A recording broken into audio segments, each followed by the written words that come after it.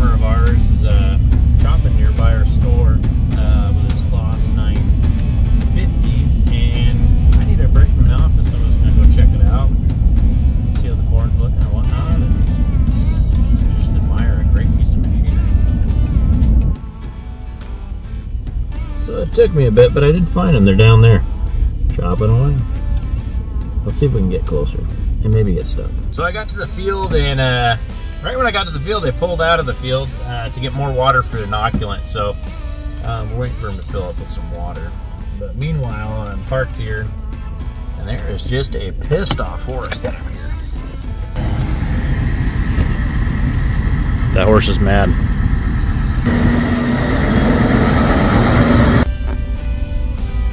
So yeah, back down into the valley. That's the guy right there that owns the property.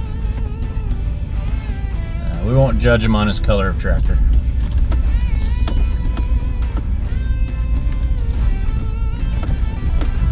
But yeah, they've been running that 950 since it was new, and it was new.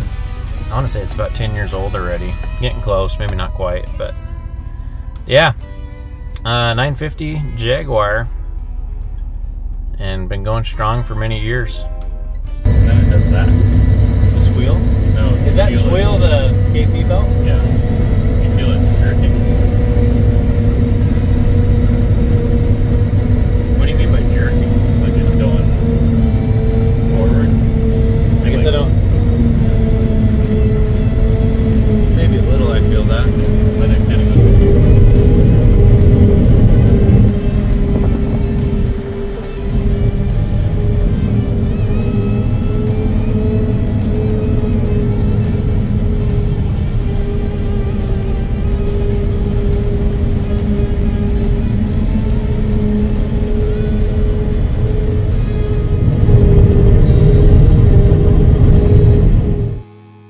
So from time to time we have wheel loaders and anything with a bucket on it.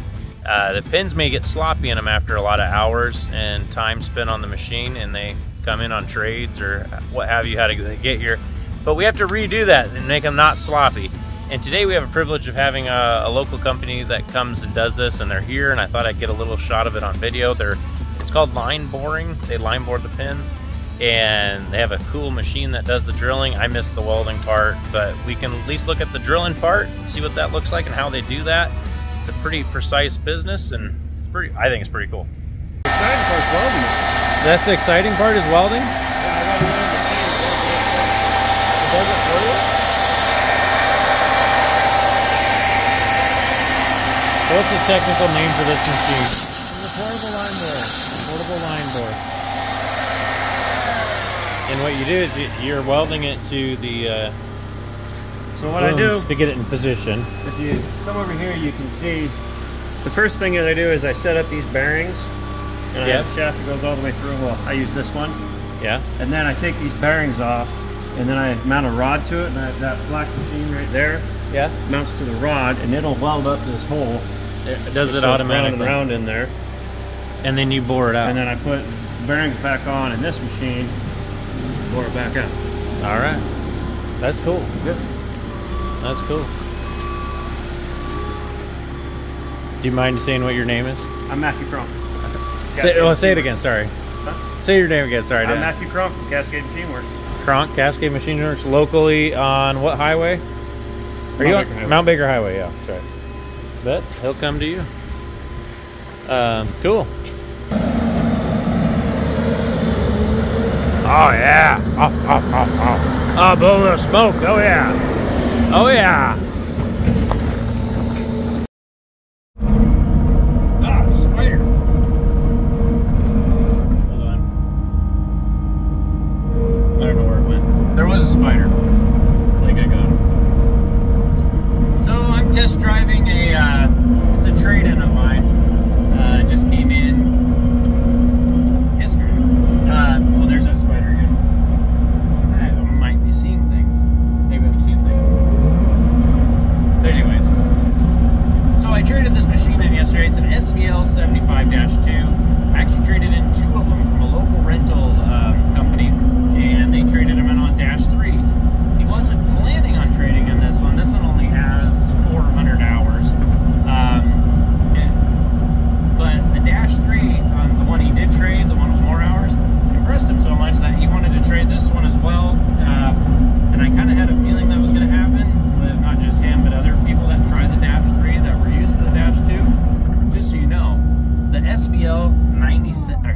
SVL75-2 was the most popular machine Kubota for skid steers Kubota ever made.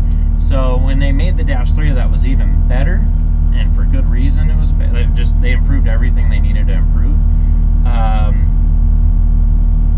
There's going to be a lot of these traded in, which, keep in mind, these were the most popular skid steer up until like 4 months ago when the new ones started to roll off the line. So they're still great machines. It's just Kubota improved certain aspects of how the engine, and you might watch one of my other videos. I go through that. But we're going to get some more of these used machines in. They're going to be a good deal. And they're, for lack of a better word, the last 2 years since COVID, we haven't had hardly any used track skid steers, but now we will. But I'm just checking this machine out right now, and just checking the functionality of it, making a mental list so I can put it on a list for our detail and service people, because it does need a service.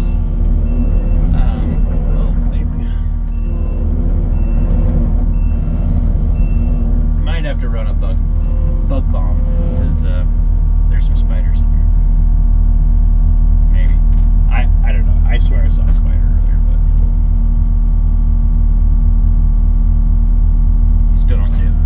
So this is the machine from the outside. So I started inside. But yeah, it's a nice machine, low hours. I actually sold it to him about 12 months ago. So in a 12-month time, he rented it. I got about 400 hours on it. He does a good job of maintenance, so I'm not usually too surprised by anything that comes in from this customer. But yeah, on the new machines, you'd be able to see the engine right now if you opened it. The old ones you don't, because of the way the radiator and cooling system's placed. But yeah, no, this machine is what I expected it to be. Yeah, everything checks out. So sometimes walking around, I'll walk past our customer drop-off equipment here for service and whatnot, and I'll see something I just have to take. I have to admire. It's an awesome-looking machine. It's an RTV XG850 Sidekick in black. These machines are usually sold for fun and a little bit of work, and this guy's got a sweet setup on it. Local company here. This is a business of his. He sprays, and he's got a sweet sprayer setup that he's got the booms mounted to the receiver hitch. Got the tank. This all sits in here as a bolt. He has it bolted in real nice with a motor and a pump. This season we hired him to do our spraying on our lot and our gravel, and we've never had this good a weed control. So he did a great job, and he brought it in for a service. But yeah, I just have to show that off. When customers find good uses for equipment we sell, it's a cool thing to see. And I just think it's really cool.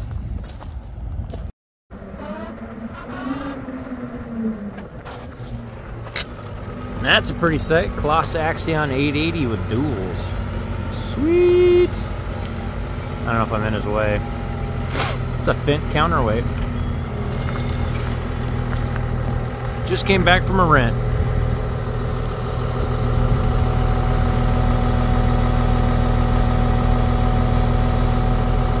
The radio must not have worked.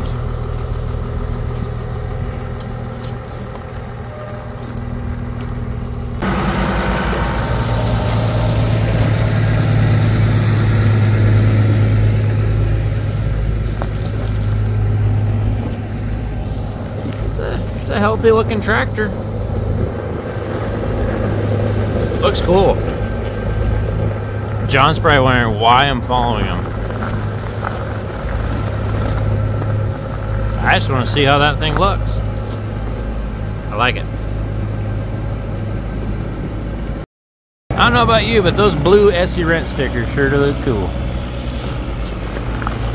Let's do a shop walk here.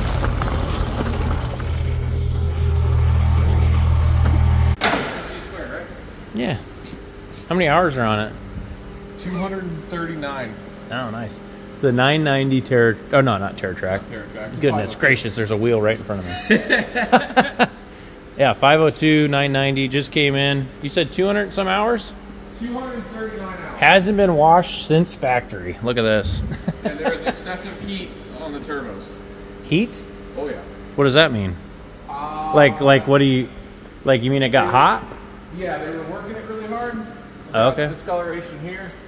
Oh, wow. Discoloration coming off each of the heads. This These two joints in here are blown out. So we're gonna fix all that. Yes. And I just contacted CLAAS and sent them pictures, a machine report, to see if that is part, or if it's a issue that's ongoing, or if they see an event in there that could have caused it. Well, that's good. It's got warranty. Yeah. Yeah, it does have warranty. So that's a big engine. That's a 12 cylinder, right? V12. Yeah. Man, ain't no lady. Right? It's true. Yeah. So just going through it. Low hours though. Yeah, low hours, but in those low hours, they worked it pretty hard. Yeah. Knock sensors have been replaced, so I'm wondering if part of that had to do with that heat issue. Oh, okay. Original knives, you think? Oh yeah. We could have done a little better job sharpening them. Kind of cool.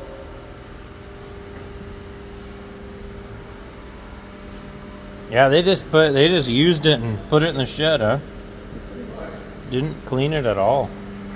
I'm thinking the time with the... You're not ready. Oh, I'm ready now.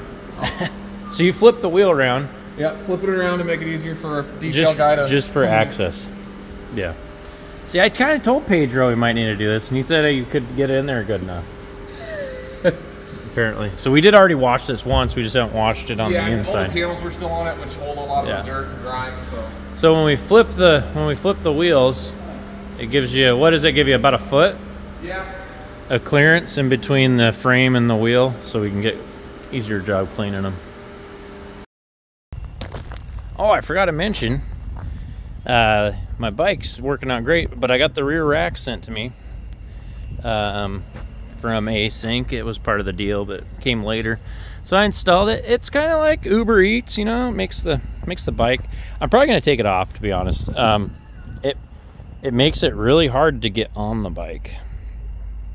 So yeah, getting on the bike, swinging my leg over that rack isn't the best thing with my bad knee. So I'm probably just going to take the rack off.